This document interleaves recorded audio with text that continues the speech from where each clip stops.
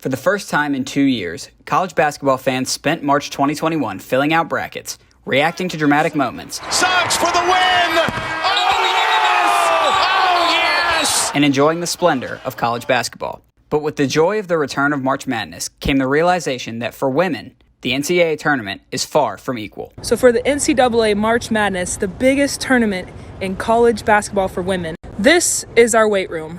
Let me show y'all the men's weight room.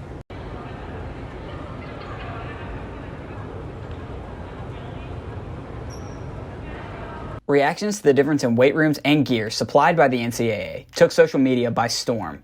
But for some women in collegiate athletics, this was par for the course.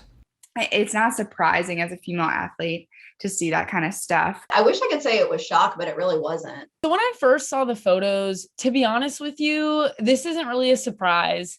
The inequality in men's and women's sports isn't a new occurrence. Amanda Eiler, a 2004 UNC graduate, did a series on the gaps between the men's and women's basketball programs when she was an undergraduate student.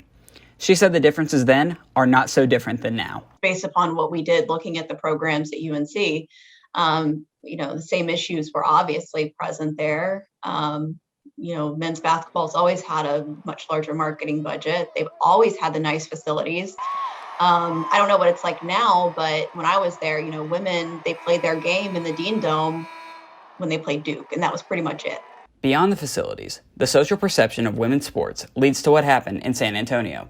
Juliana Makia, a member of the rowing team at UNC and host of the Bench podcast, says the lack of respect for women's sports leads to underappreciation.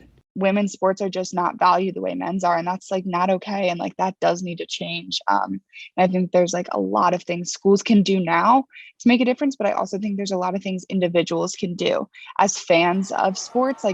Do we all support men and women's sports equally? The answer probably for most everyone is going to be no. While to many, the lack of parity between the two tournaments revealed the prevailing attitudes of the NCAA toward women's basketball, some view it as an opportunity to shed some light on the issue. This didn't go unnoticed. It is now not socially acceptable to have such drastically different venues and treatment of men and women in sports. That alone is very encouraging that this is in the media. No one wanted it to happen, but the fact that this is as obscene as many people think it is and have voiced their opinion about is a really good sign. UNC launched a campaign called Forever Tar Heels, which I do sit on the board for. They've been promoting equality and stuff, and have been giving additional funding to women's teams, which has been really helpful.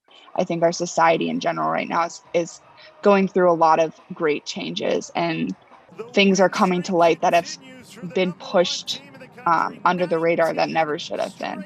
But now hopefully we can address it and make valuable steps forward and change. While the road to progress is never an easy one, speaking out is the first step to making a difference. I'm Chip Sweeney, reporting.